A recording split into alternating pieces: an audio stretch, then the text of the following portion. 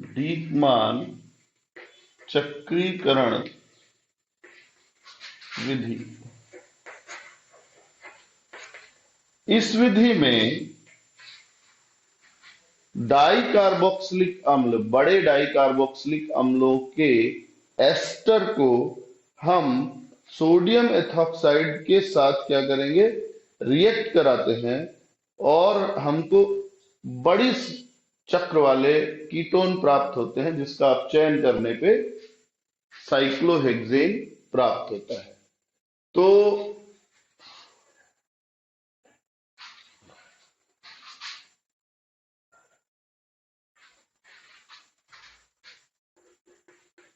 क्या कर रहे हैं हम, डाई कार्बोक्सिलिक अम्लों के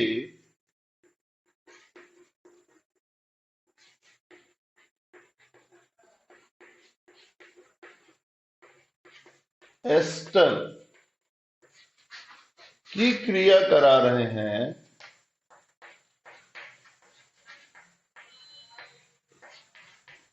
सोडियम एथॉक्साइड से, जिससे 5, 6 या 7 सदस्यीय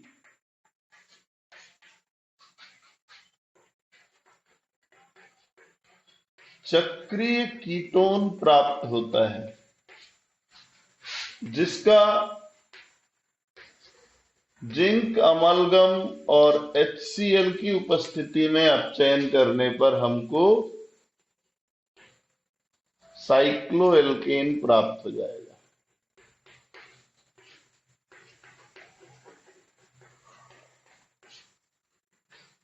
तो हम यहां उदाहरण ले रहे हैं डाई एथिल पाइमेलेट का, CH2 CH2 CH2 CH2 COO C2H5, दोनों side COO C2H5 COO C2H5। इसको इस तरीके से लिखा गया है ताकि लगे कि ये चक्र बनाने को तैयार है। वैसे आप सीधा भी लिख सकते हैं, ठीक है ना। दोनों किनारों पर बीच में 1 2 3 4 CH2 है, दोनों किनारों पर COO C2H5 है। जब आप इसको C2H5ONa के उपस्थिति में क्रिया कराते हैं तो होता यह है, एक चीज थोड़ी सी मिस हो गई। हाँ जी,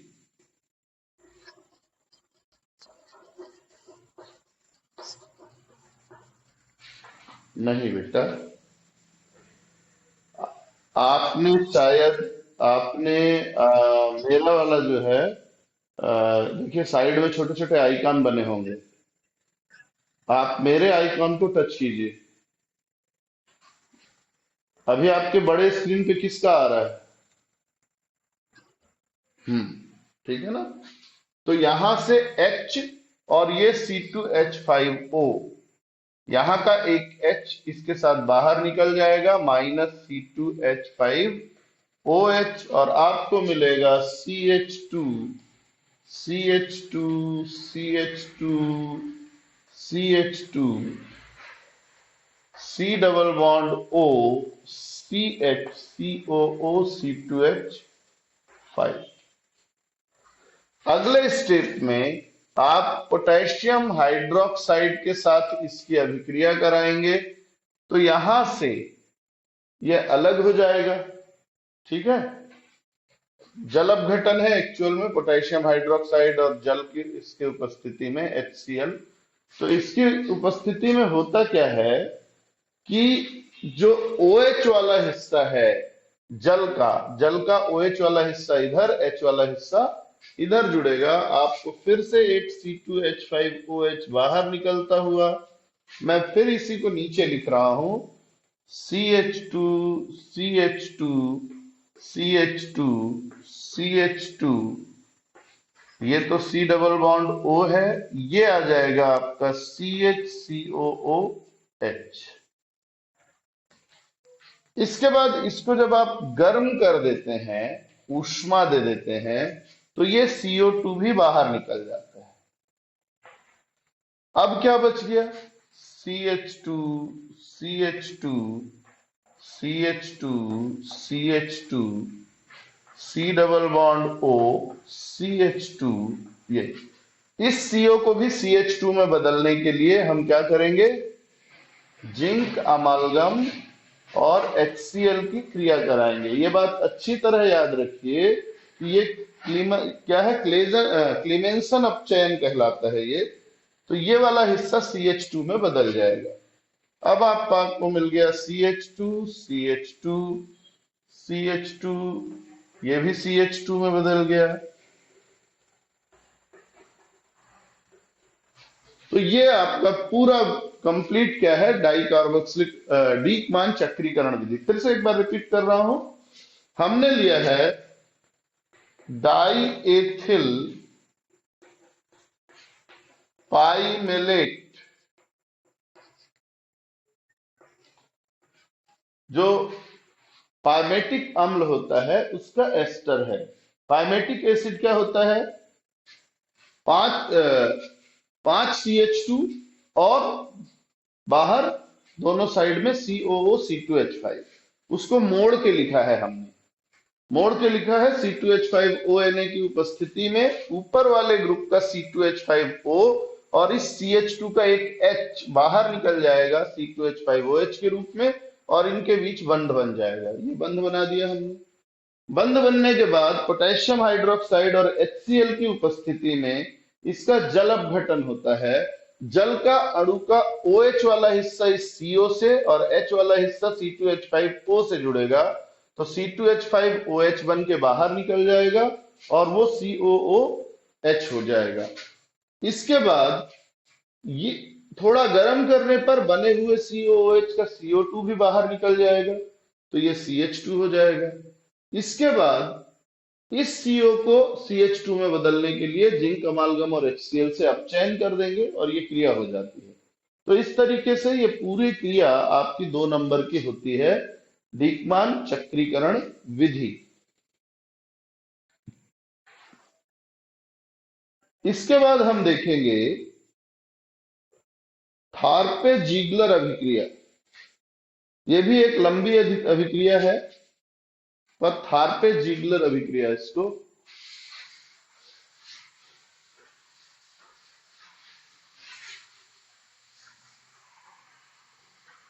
बहुत सारे बाई प्रोडक्ट्स इसमें नहीं बताए जाते, यानी साइड में क्या निकला, ये सब जब बड़ी अभिक्रियाएं की जाती हैं तो नहीं दर्शाई जाती हैं। थार्पे जीग्लर अभिक्रिया में किसी डाइनाइट्राइल की क्रिया को बेंजीन या टॉलुइन के घुले हुए लिथियम एमीन क्षारक के साथ क्रिया करके जल अपघटन करते हैं, तब चक्री कीटोन बनता है। डाइनाइट्राइल का मतलब साइनाइड। थार्पे जीग्लर अभिक्रिया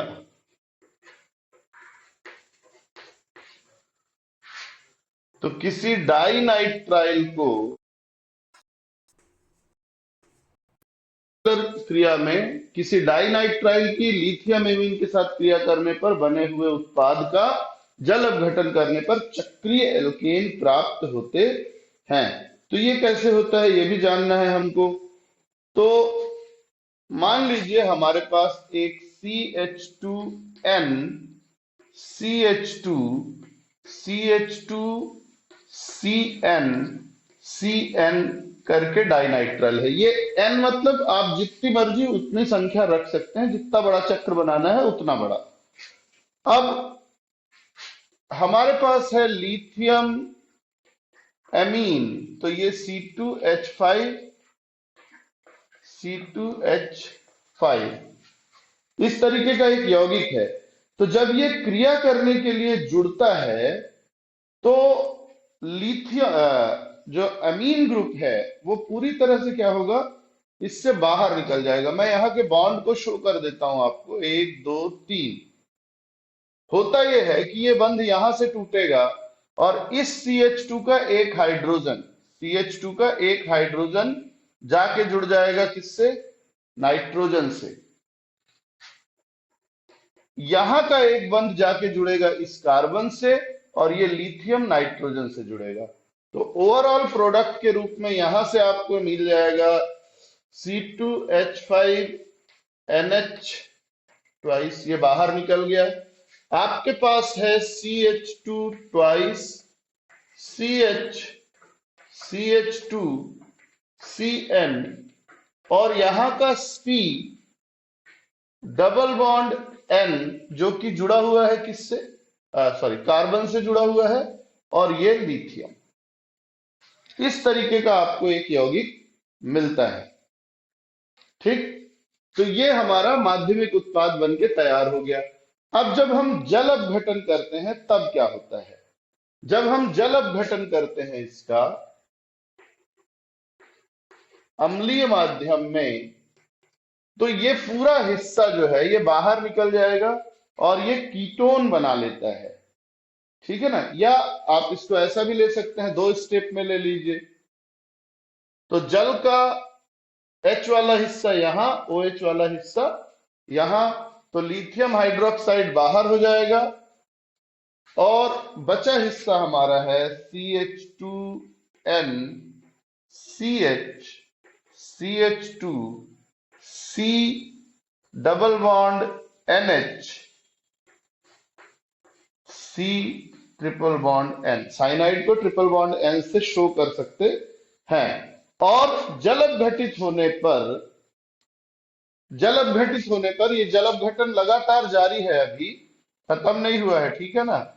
तो मैं इसको दो स्टेप में दिखा रहा हूं, एक स्टेप में नीचे की ओर और एक स्टेप में ऊपर की ओर। तो जब साइनाइड का जल अपघटन होता है तो ये साइनाइड भी किस में बदल जाएगा? NH3 त्याग के COOH ग्रुप में बदल जाता है।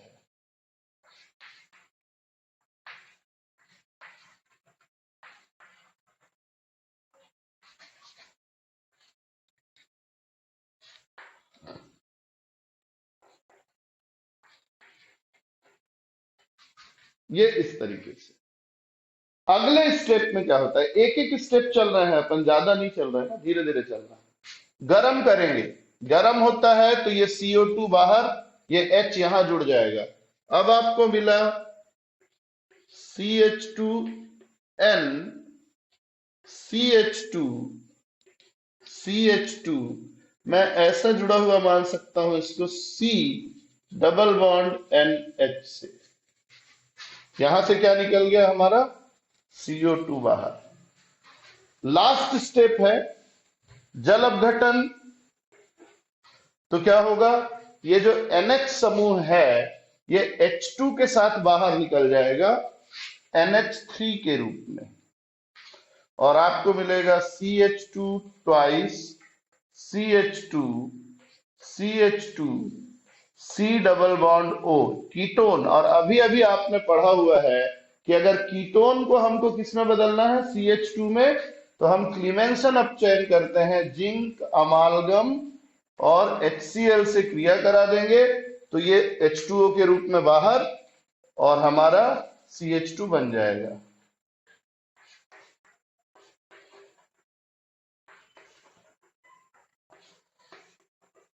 बॉन्ड की पोजीशन सही रखेंगे, बंध सही जगह बनाएंगे तो गलती नहीं होगी। मैं रिपीट समझा दे रहा हूं, थोड़ा लंबी अभिक्रिया है, अकेले अकेले अभिक्रियाएं अब लंबी होती जाएंगी, 11वीं 12वीं जैसा एक स्टेप का नहीं मिलेगा। ठीक है ना?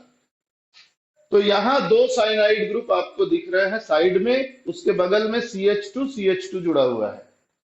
CH2 का एक हाइड्रोजन, ये बगल वाले का, यहाँ का CH2 का एक हाइड्रोजन निकल के इस नाइट्रोजन से जुड़ता है और ये पूरा बाहर निकल जाएगा C2H5 ट्वाइस NH के रूप में। यहां सिर्फ बचा लिथियम, ये लिथियम इस नाइट्रोजन से जुड़ता है जिसके कारण ये बंध, नाइट्रोजन ये बंध छोड़ देता है, तो ये वाला बंध यहां से टूटेगा और ये कार्बन और ये CH आपस में बंध बना लेंगे, तिरछा, ये बंध बन गया। तो हमने यहां तक देखा। अगले स्टेप से जल अपघटन शुरू है। तो जल, अम्लीय माध्यम का जल, जल के दो हिस्से होते हैं H और OH। H वाला हिस्सा नाइट्रोजन से जुड़ेगा तो ये NH बनाएगा, देखो NH।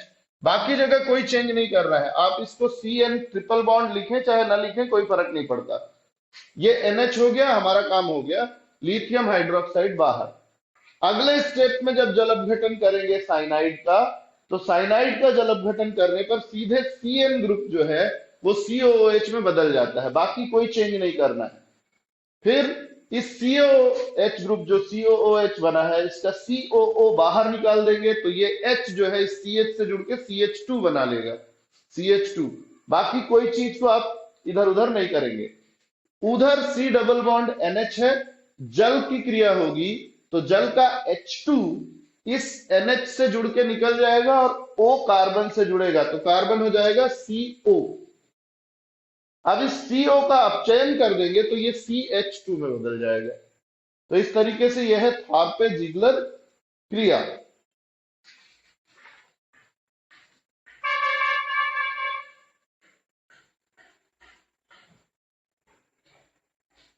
इसके अलावा पर्किन की विधि और भी विधियां हैं, आप चेक कर सकते हैं, इसमें कुछ खास नहीं है। जो महत्वपूर्ण अभिक्रियाएं थी वो मैंने आपको बता दी। अब हम इनके रिएक्शंस को देखेंगे। वैसे इनकी अभिक्रियाएं बहुत ज्यादा एग्जाम के पॉइंट ऑफ व्यू से अहम नहीं है, लेकिन फिर भी देखो, हैलोजन के साथ क्रिया, अब हम इसके अभिक्रियाएं देख रहे हैं।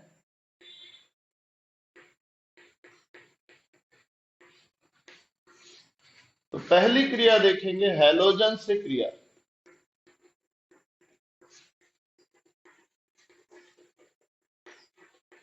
अगर आप छोटे चक्रीय यौगिकों की क्रिया किससे करते हैं, ब्रोमीन से, तो चक्र टूट जाएगा। लेकिन अगर बड़े में ऐसा करते हैं तो नहीं टूटेगा।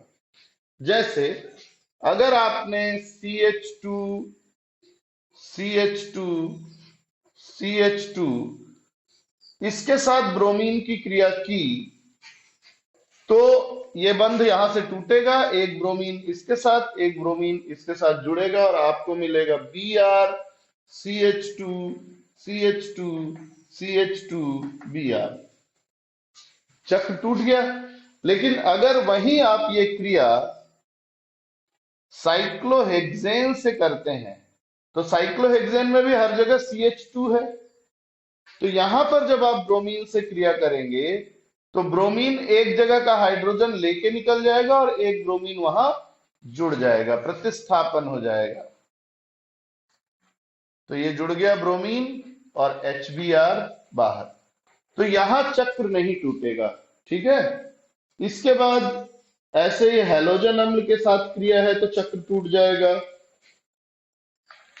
हैलोजन अम्ल के साथ क्रिया कराने पर ज्यादातर का चक्र टूट जाता है। वैसे खैर ठीक है, चलो दूसरा रिएक्शन देख लेते हैं।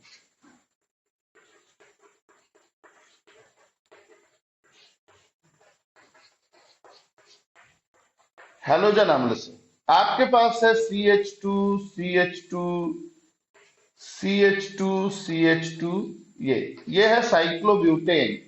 आप क्रिया करा रहे हैं HBr से, हैलोजन अम्ल। तो एक बंध टूटेगा, एक तरफ H जाएगा एक तरफ Br जाएगा और आपको मिलेगा CH3 CH2 CH2 CH2 Br। तो अभिक्रियाओं में ज्यादा इंपॉर्टेंट रिएक्शन नहीं है। जो मैंने कहा था कि पढ़ाने लायक चीज है जिस पे आपको ज्यादा ध्यान देना है, वो है बेयर का तनाव सिद्धांत। ये बहुत इंपॉर्टेंट है, इसको ध्यान से समझ लीजिए। इसको मिटा दो ना मैं।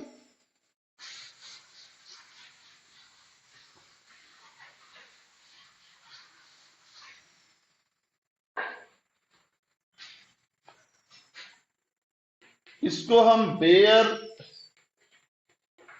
विकृतिवाद भी कहते हैं या बेयर का तनाव सिद्धांत भी कहते हैं।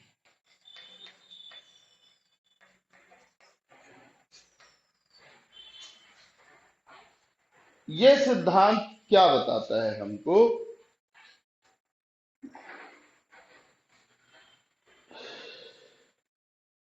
ये सिद्धांत पहले तो कुछ बेसिक बातों के बारे में बात करता है कि छोटे चक्रीय यौगिक जैसे साइक्लोप्रोपेन, साइक्लोब्यूटेन, ये सब जो है ये एल्कीनों की तरह व्यवहार करते हैं, एल्केन की तरह नहीं, एल्कीनों की तरह व्यवहार करते हैं, यानी ये कम स्थायी होते हैं। जबकि साइक्लोपेंटेन, साइक्लोहेक्सेन, साइक्लोहेप्टेन यानी बड़े चक्रीय यौगिक जो हैं, इनका व्यवहार एल्केनों के जैसा या ज्यादा स्थायी होता है। तो बड़े चक्रीय यौगिक ज्यादा स्थायी क्यों होते हैं, इसको समझाने के लिए बेयर ने एक तनाव सिद्धांत दिया, जिसमें इसमें कुछ बातें उन्होंने कही। उन्होंने कहा कि चक्र का निर्माण करने वाले सभी कार्बन परमाणु एक तल में होते हैं। एक तल का मतलब जैसे बोर्ड पे है, carbon carbon carbon carbon carbon carbon carbon, बाकी चीजें इससे जुड़ी होंगी। हम मेन चक्र का निर्माण करने वाले परमाणु के बारे में बात कर रहे हैं। नंबर 2, कार्बन की चारों संयोजकताएं चतुष्कोण पर चारों कोने की ओर निर्देशित रहती हैं और आपस में एक दूसरे के साथ 109 डिग्री 28 मिनट का कोण बनाती हैं। अब इस बात को समझिए कि चक्रीय एल्केन में सभी कार्बन sp3 संकरित रहते हैं। जब सभी कार्बन sp3 संकरित हैं तो इनमें बंध का कोण भी होना चाहिए कितना? 109 डिग्री 28 मिनट।